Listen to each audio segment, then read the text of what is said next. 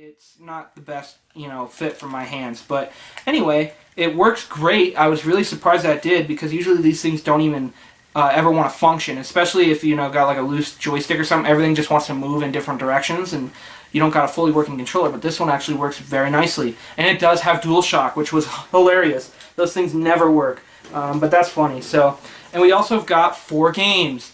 It just kept going, guys. The box was filled. This stuff was dusty too. Like, this stuff hadn't been used in like 10 years, and they, but the last time they used it, they had it just hooked up as a DVD player, so they hardly use these games either. So, but anyways, I'll get into the games. First one here is Cabela's Dangerous Hunts 2. Crispy. I gotta get a patent copyright on that, man. I keep using your phrase. You know who I'm talking to. But anyway. Very nice condition, complete. I might even upgrade this one for mine. I think that's in very good shape, so that's cool. This one I did not have yet, so I will be keeping that one. And that is MX Rider. Very cool. Also complete. This one's a little more used, but it's still a very brand new feeling case and everything, so that's very cool. Then I had never seen this before, and I thought this was really cool. And that is a SOCOM 2 U.S. Navy SEALs demo disc. Comes in this little paper sleeve. I know they made these games and stuff, like the demo discs and stuff, but I'd never seen the SOCOM 2 one, so I thought that was really cool. And it does have the disc in there, if I can get it out, maybe sometime. But there's the disc right there. I don't think these ever came with a manual or anything. It was just a demo disc. There really wasn't a reason to have a manual, but anyways, there's that. And then the last one here, also very, very nice shape, is a Metal Gear Solid 2 Sons of Liberty. Very cool. And that one also 100% complete. Pretty stiff still, so very cool. So there's that lot, guys. $5 for that whole PS2 lot was incredible. The last time I got a PS2 at that good of a deal was off of Craigslist, and this was probably about 5 years ago. And it was a PS2 on Craigslist, and it was just the console what was in the picture. But when I met the guy, it was complete in the box, which made me like almost cry on the inside, because it was incredible just at the $5 for the PS2 alone. But when I got there, it was a complete in box one. So this deal pretty much is like equivalent to that in the same term as like excitement. So that's very cool. All right, now one more garage sale, and then we'll get into the big garage sale lot. All right, this was the last garage sale that we went to before we started heading home, or at least to our regular rounds of Goodwill and stuff. And this was really, really cool, guys. I didn't even know they made it for this console, style, for this genre. But I thought it was incredible. I already have one, and I'll explain to you what it is in a minute. But that is a Crash Team Racing pinball machine here, guys. Very cool. It's a tabletop pinball. It takes, those big D batteries and everything, so it's really cool. It has, it lights up and it keeps score and everything. This thing does work. It's incredible. Pretty clean, actually. It's a little dirty. With stains and stuff that I could not get off, but other than that, this thing is very, very cool. I have the Donkey Kong 64 one.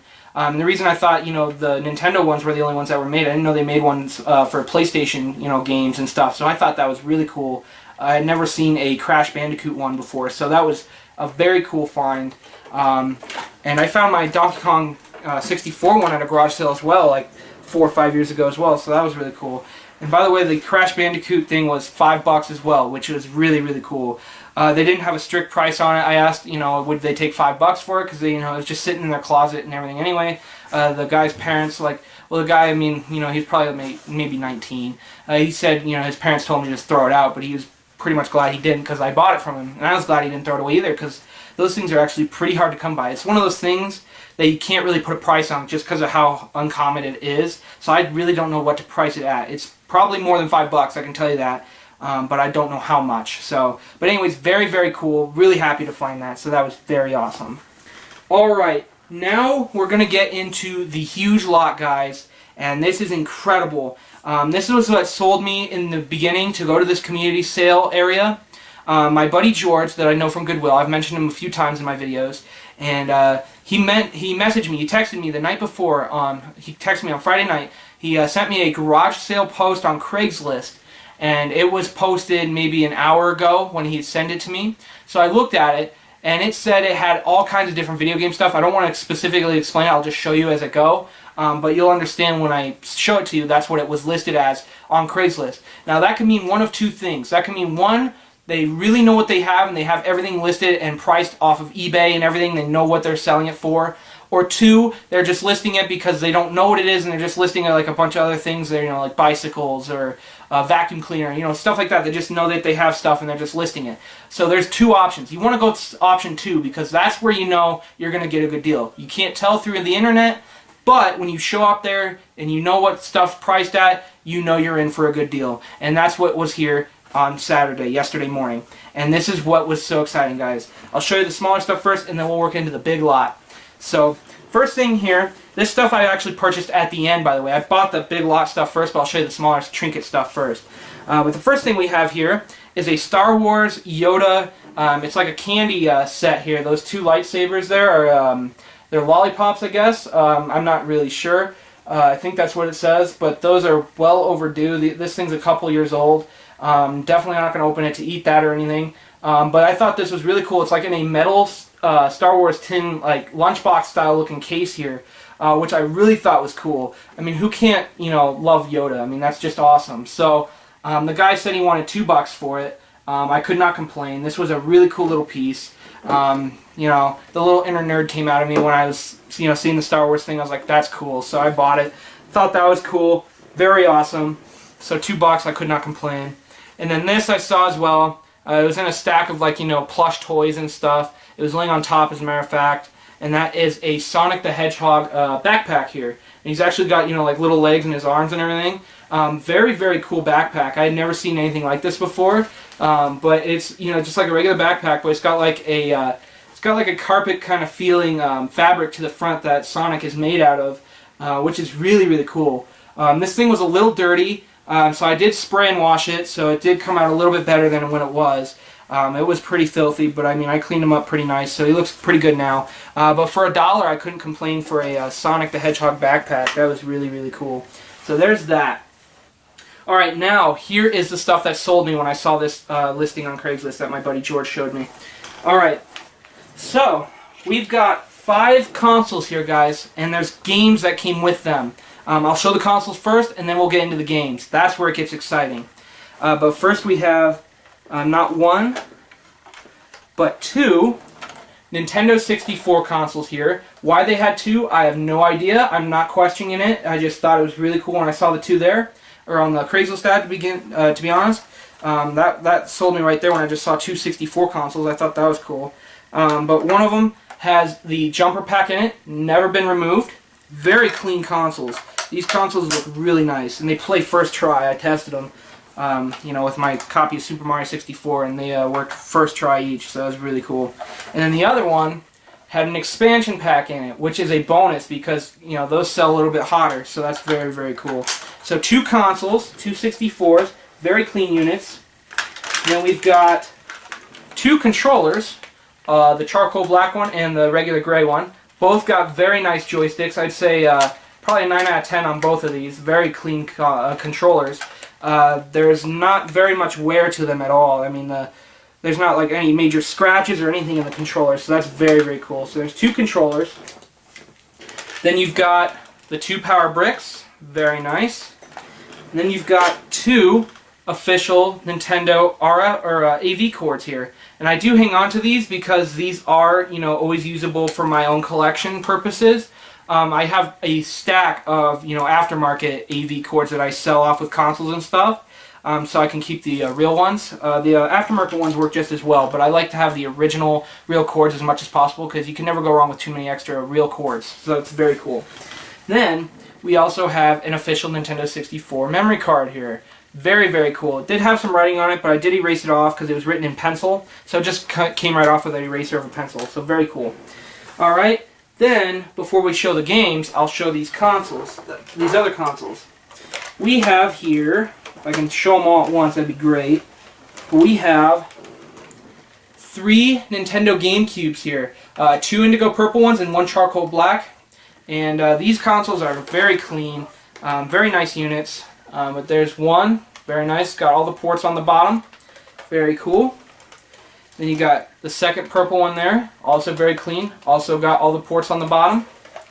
And then the last one here, which was really cool, I thought this was awesome, it's the black one here, but it's got the Game Boy Advance player on the bottom, which is really, really cool.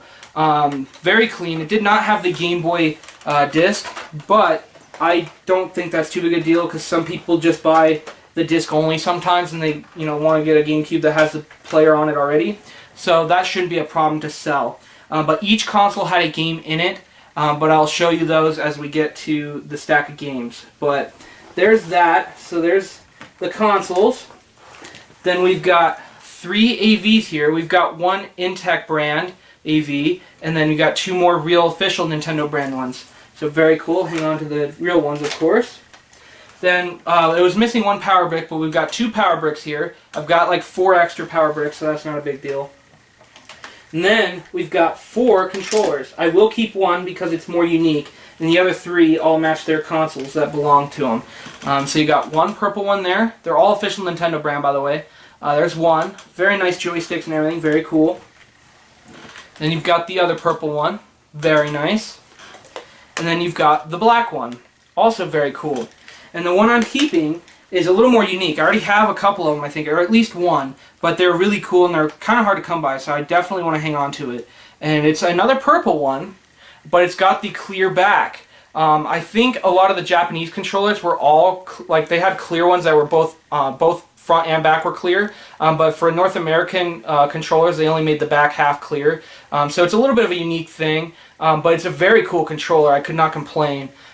So that's a very good controller. It's very clean, hardly used, I could tell you that. It's really cool. So very happy that that was in there. So there's the controllers and the accessories and the cords and stuff. And then we've got a couple of these. We've got a couple of Intech brand memory cards and a Mad Catz memory card for GameCube. So there's those 3. And then we've also got 2 251 block black ones here. They are official Nintendo brands, so I will hang on to those because I always hang on to official memory cards regardless of what console it's for, just because you never can have too many memory cards for each console. So there's those. Oh, here's these real quick. I've got a couple of RCA or AV cables that I could use on NESs. Both of those work, so that's not bad. Very cool. Those are just kind of thrown in. And then we've got 2 cases here. We've got 1 Nintendo GameCube one here. It's actually bigger because I think this was released about the time when Wii was out. So this has slots for GameCube discs because they're smaller, but it also has pouches for bigger discs, which I would assume is for the Wii. So that's very cool. I'm definitely going to hang on to that because I haven't seen one like this before. So that's a very cool game case.